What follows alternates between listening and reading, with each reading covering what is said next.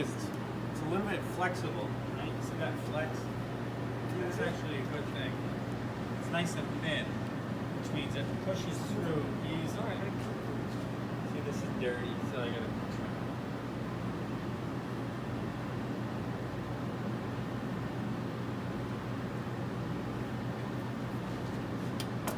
it. All right. So let's talk about fats and structure. If we look at this, right? Take a little thin slice off of here. The fat that's within the meat, these little flecks of fat, that's the marbling. When that melts, that infuses it with flavor. It gives it a lot of taste. All right? The fat that's between the muscle, that's called intermuscular fat. This is intramuscular, marbling, intermuscular, fat between the muscle groups. It divides muscles apart a little bit. Sometimes if you leave that fat on, the customer might complain it's too fatty, you know what I mean? But other customers might say, wow, I really like this, it's good and fatty. So it depends on the dish and what you're trying to project. On the outside, we have what's called subcutaneous fat. This is a solid fat that you can slice. This is excellent for barding, right? We talked about barding. Barding is laying fat over the outside of a piece of meat.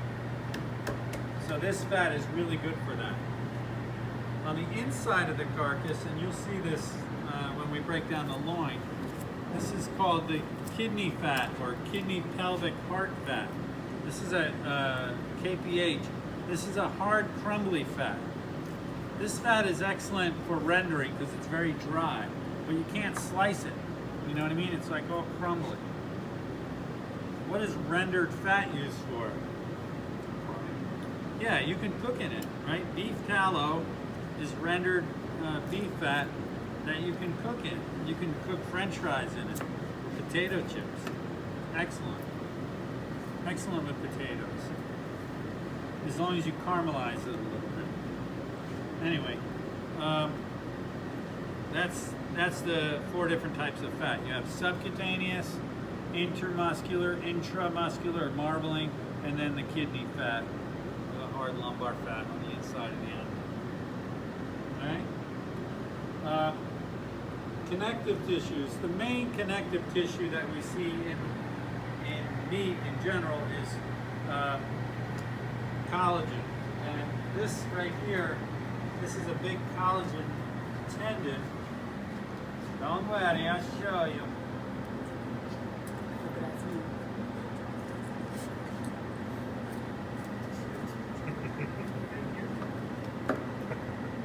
That's a big tendon, all right?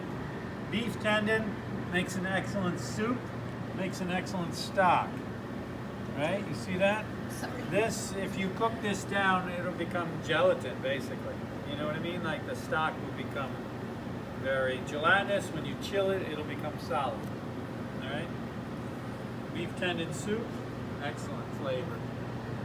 Now what I'm gonna do is I'm gonna cut off the end of this bone and I'm going to create basically a shank like the one that you're going to see tomorrow.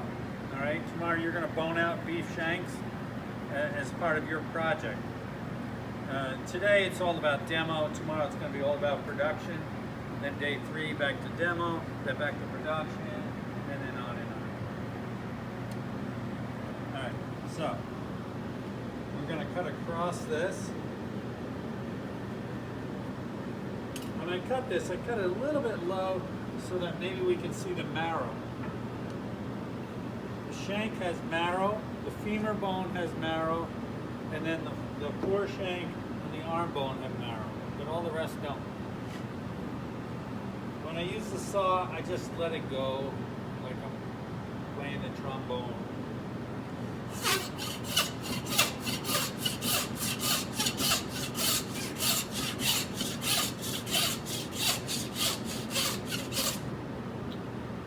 So, when I took this off, you see the soft in the center? That's the marrow. And that's just the beginning of it. Inside there's more. Right? Marrow is very fatty, very rich, soft. It's very easy to overcook it. The next thing I'm going to do is divide this shank off.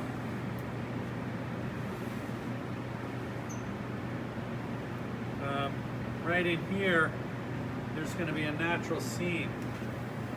If I took this meat off right now and roasted this whole thing, that'd be called a steamship round. Steamship is a huge, huge roast. You would see it for big parties on a steamship.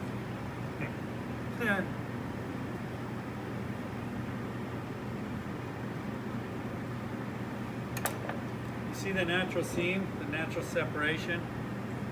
Now, a lot of times when you see meat like this, it would be broken down off the hook.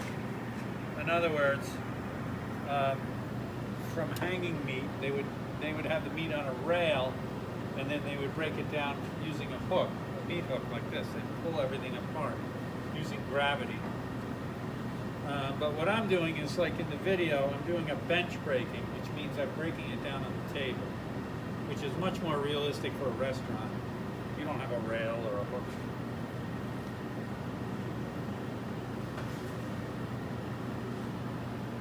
You notice in that video also, he has some very serious protective gear on his person. See a lot of butchers will wear a full protective apron, chainmail apron. They wear a cut glove. This is a cut glove. Can we buy one and wear it? You can wear a cut glove in here, just don't bring it stinky. You know, like the next day you didn't wash it. I'll buy 4 then. Huh? I'll buy 4.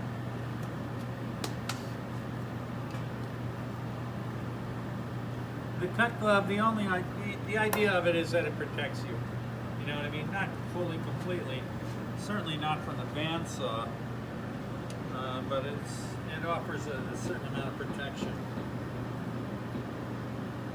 Now what I'm doing is I'm going to take off this shank.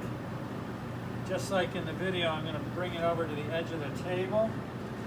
And I'm going to open this up. You're fine. You'll never see me.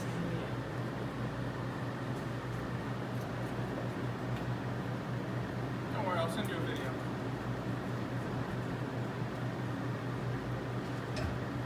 So, in here, what I'm doing is going through all of the knee connection. So you can see like this, what it looks like. See that? See how it separates apart? You're not cutting meat, you're separating through the natural division.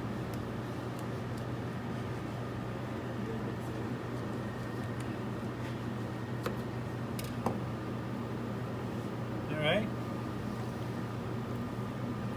Now I use the hook to hold it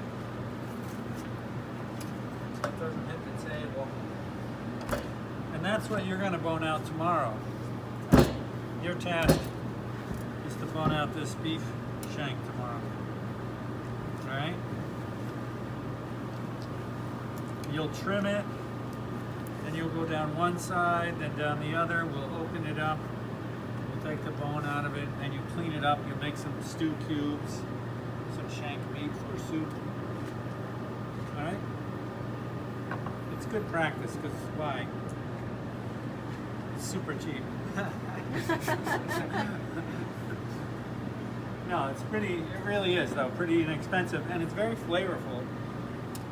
It's good practice. You know, some of the things I show you and how to do are building skills and techniques, not just, I'm going to bone out beef shanks when I get in the restaurant. No, I'm going to bone out anything. You know, the idea is to build skills.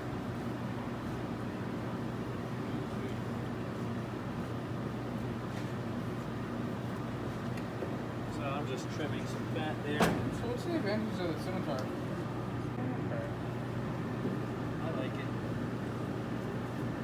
that's, I mean,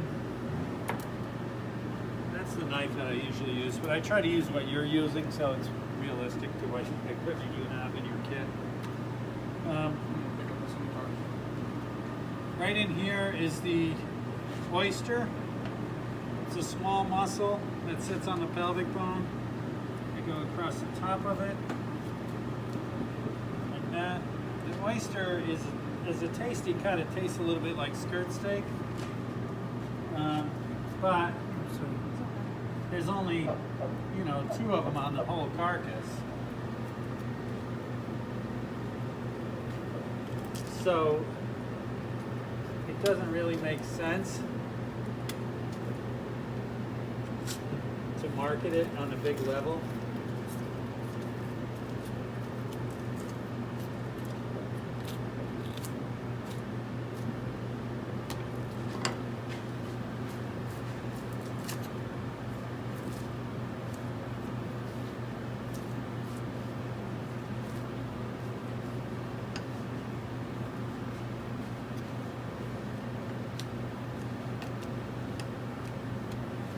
Now, if you notice on the inside of it, it's sat against this bone right here, right? See that? How clean that is? Well, that means this stuff came off with the steak. This is bone connective tissue. And bone connective is very, very tough. So you want to peel all of that off. All right? If you leave the bone connective on, even in a moist cook, that may not break down. You know, it'd be really, really chewy. So that's bone connective tissue. And that's an oyster steak. So next I'm going to take out this pelvic bone.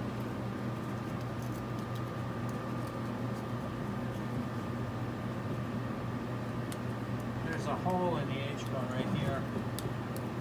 Go around that.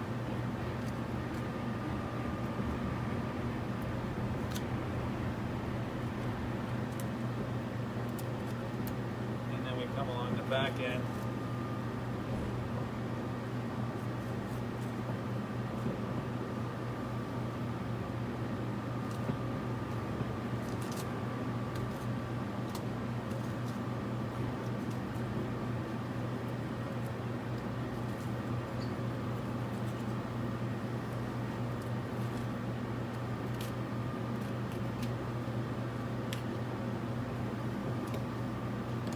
That's the H-bone. I turn it towards me, that way I get through and underneath it.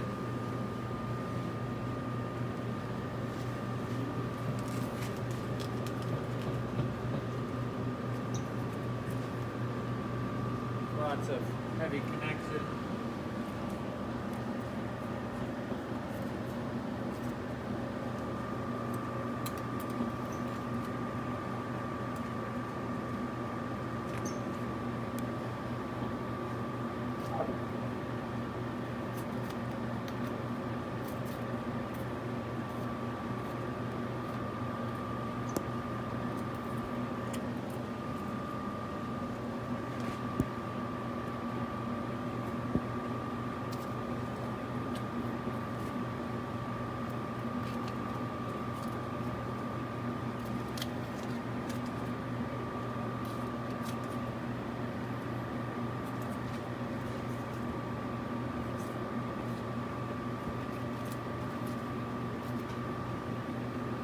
That's the H-bone that he was talking about in the video. Good for style.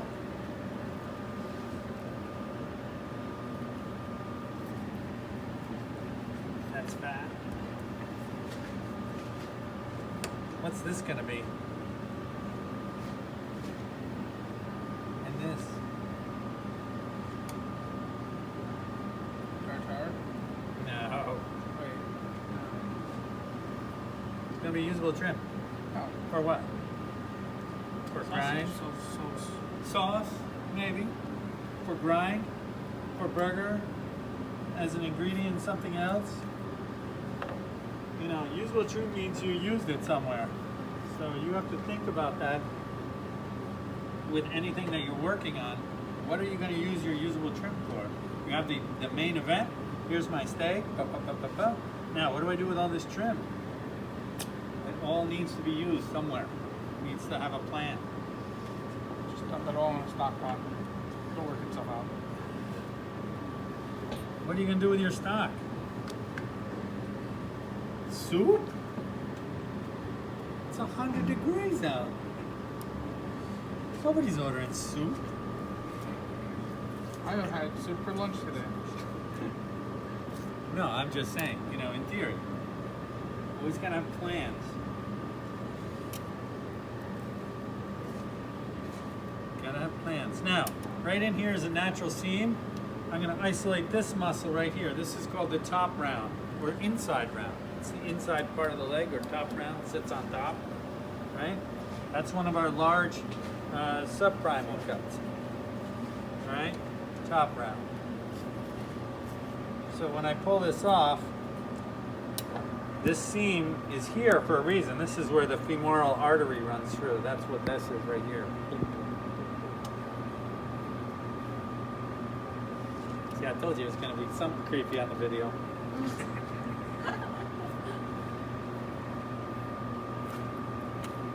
When I open this, I'm trying to stay on this seam, but you know, this edge here is not the most valuable part. So even if I mess it up slightly, it's not the end of the world here. And then when I get down into it, there's the natural seam. I think all pirates are just misunderstood butchers. Huh? I think all pirates are just misunderstood butchers. Pirates? The hook.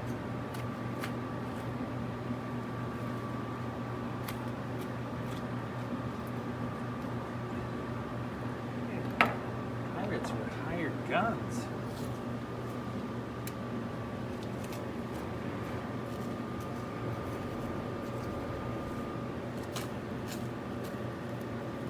See that natural seam? See how that opens up?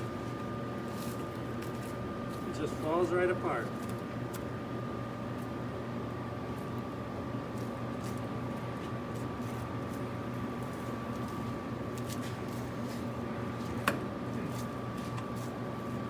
I'm not even really cutting, I'm just kind of pressing on that spot, and all that meat's just coming right apart.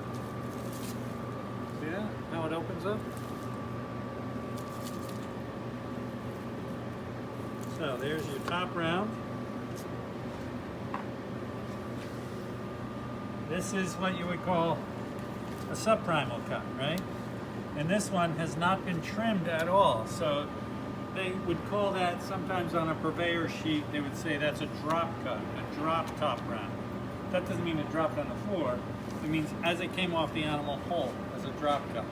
So you can buy it like that, or you can buy it trimmed, or you can buy it with a cap taken off. All of those are different specs, and they'd be all different values. You know, when you're buying it, it's all different prices, all different values. So understanding the cuts helps you a lot. How am I going to buy this thing? Am I going to buy it whole? Am I going to trim it down myself? Or am I going to buy it already pre-trimmed, ready to go? I don't want to deal with this. You know, you have all those options. But understand the price differences. Which one is the purveyor going to sell you? Already broken down pieces. Well, they're going to sell you the one they make the most money on. And that might be that one, just right there. Or it might be the already broken down pieces. Usually that's the case. But they're going to try and sell you the one that they make the most money on. You know, when your waitstaff goes to the table and they want to sell a bottle of wine, which one are they going to pick? The most expensive ones. Or they're going to try and peel you out, but they're going to pick the ones that make the most money for, you know, for the place.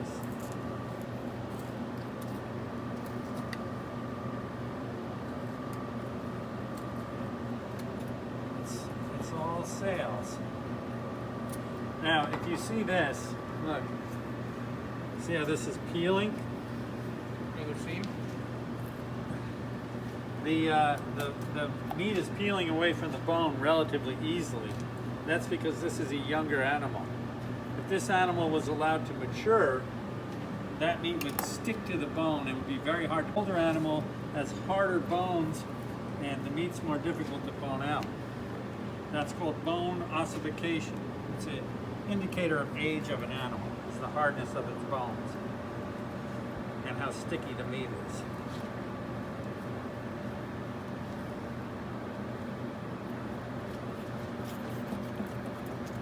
Older animals, they bone out, and they use the meat primarily for grind, and then they'll take the bones and they'll put them in an AMR machine, which stands for Advanced Meat Recovery. The AMR machine basically spins the bones at a high rate of speed, extracts all the, whatever little bits are left on there, extracts them all off, and it makes like a slimy goop.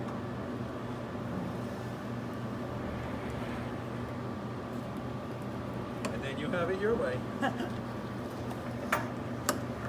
That was a bad joke. Another one.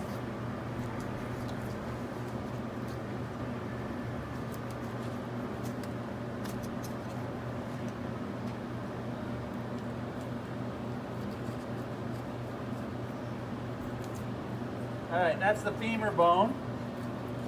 You see that thing? It's huge, right?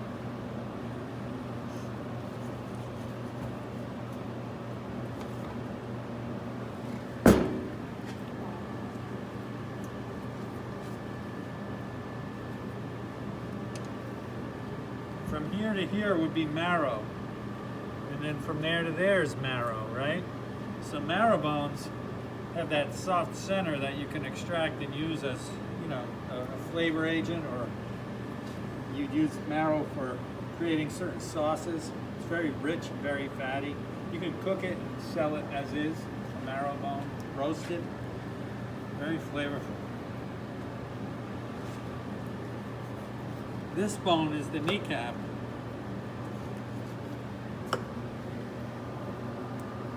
Around it is fluid. Ugh. That fluid's called synovial fluid, and that is an indicator of how old the animal is too. If there's a lot of fluid there, it could be an older animal that's been damaged. It's the lubrication for the knee.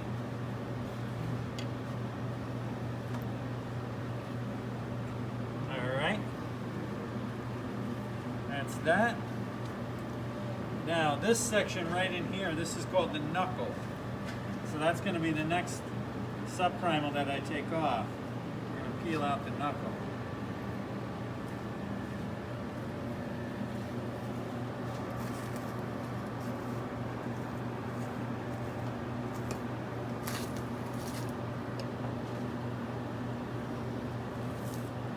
So I'm going to unroll this.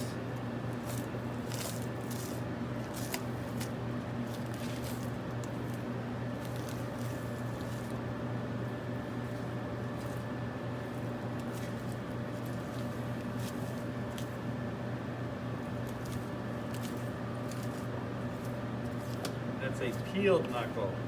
Now remember I said there's different HRI cuts, like you could buy this unpeeled or you buy it peeled. Which one would be more money per pound? The peeled one would be more money per pound. Right, the peeled one would be more money per pound. The Exactly. question is how much weight is How much? being peeled off versus how much of a difference in prices is going to be. Exactly, and that's where you would do your yield test, build your data. Kind of, was that hard to peel? Math. No, it's 2 seconds, right?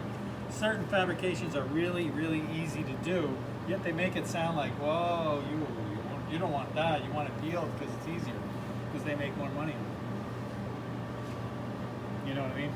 So, there you go. Peeled knuckle.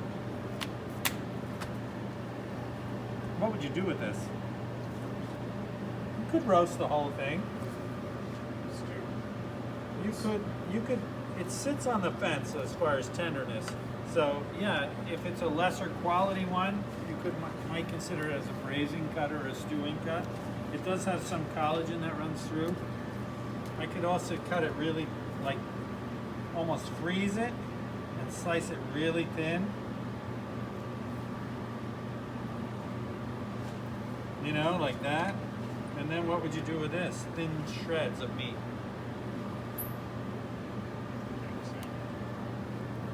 I could do like a Cheesesteak. exactly Philly cheesesteak or shabu shabu, that kind of thing, where you're cooking really hot, really fast. You know what I mean? A hot pot, go really fast, really quick, thin sliced, nice flavor. These cuts that have a little more motion, have a little more flavor than the very expensive middle meat cuts. Now, let's take a look at this. Here we have this odd little piece, right? You see the grain, the fiber line? See the grain? Right? Very obvious grain. If I cut it across the grain, like that, that's one way. If I cut it with the grain, about the same thickness, right? If I cut it with the grain, I gotta pull it. It's tough like a shoe. I cut it across the grain. What? Tender. Just by the grain direction. You know what I mean? Just by this exact same piece of meat, one side chewy, the other side tender. Only because of the way I cut it. So on these cuts that sit on the fence, you know, is it tender, is it tough? You can make it tender by cutting it across the grain and cutting it thin. If I cut it with the grain, it's chewy and tough, which might be something that you want if maybe you're making like a jerky or something like that. That's the way you would cut it for jerky, like with the grain. So then it's got a tug when they bite in. There's always a reason to go one way or the other. But just understanding it is a big part of it. All right? All right, we're almost done here.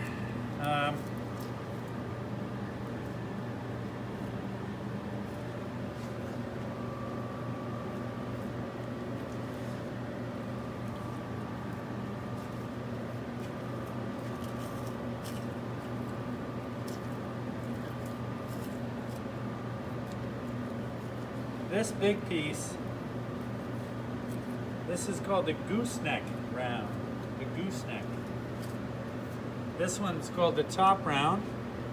This is easy, that's the shank, right? So you got the shank, the top round, the knuckle, like makes a good sandwich, knuckle, and then you have the gooseneck.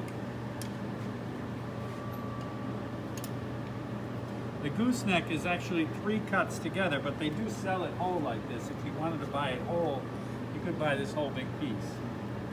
It's in it is the eye round, the bottom round flat, and the heel.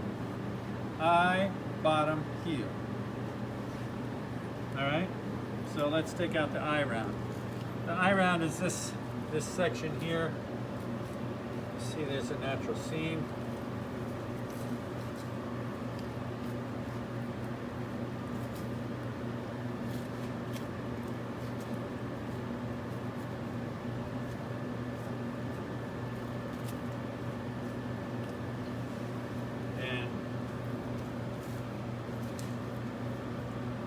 Push it apart.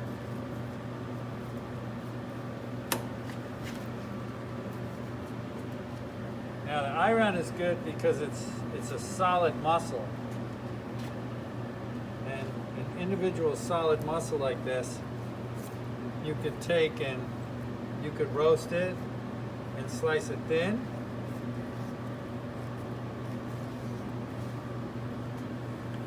Or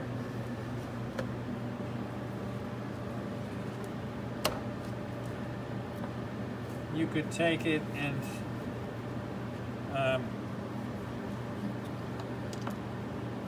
braise it.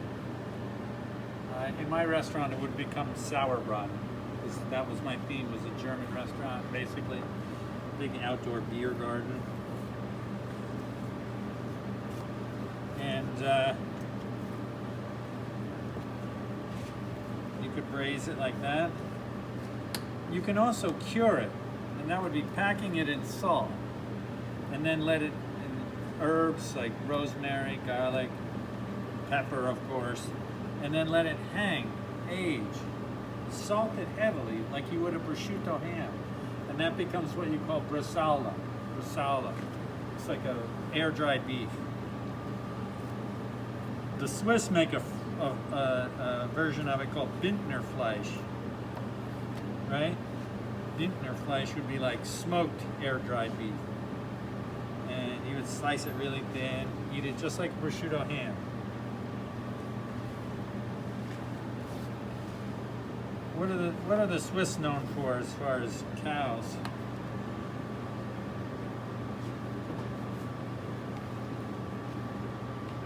Milk. And what do you do with an old milk cow when it's retired? Here we would grind it and you'd have it your way. But over there, they're Swiss, they're super cheap. Right? They would take it, pack it in salt, and make the Bintnerfleisch, and then they'd slice it super thin, or like the Bresaola. They'd slice it super thin and eat it like that. Super thin slices. And you would lay it out on a charcuterie plate. You know what I mean? You put like 4 or 5 slices of that, maybe a little bit of something else, a pork pate or something, a little sliced ham. And before you know it, you're getting $15 for a whole plate of thin sliced stuff. And how many orders would I get out of this? Like 60. You know what I mean? So there's ways to improve your profit margin, even on an older, lesser quality meat. That's why a lot of these things were invented, cured meats. And, you know, you don't take the best quality for that. You take the correct quality for it.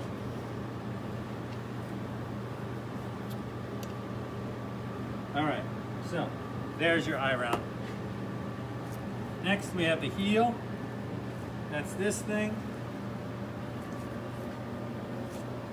The heel is sort of like the shank meat. It's very similar. It's inexpensive. You'd use the heel for stewing or slow cook.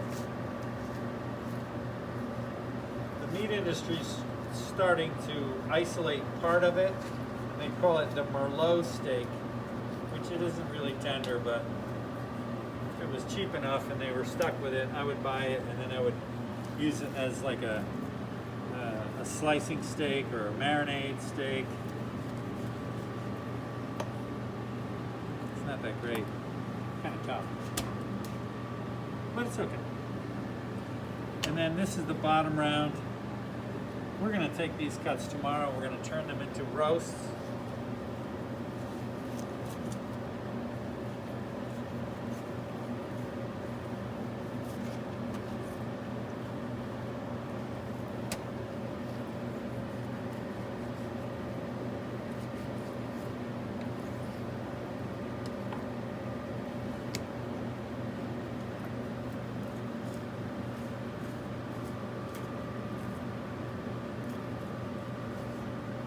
So here's the bottom round, or bottom round flat. And there you have your round of beef, all sectioned out and broken down into its parts. Right? So you have the top round, the knuckle, the eye, bottom, heel, and then the shank. Right? When you see the top round, what gives it away? What tells you it's the top round?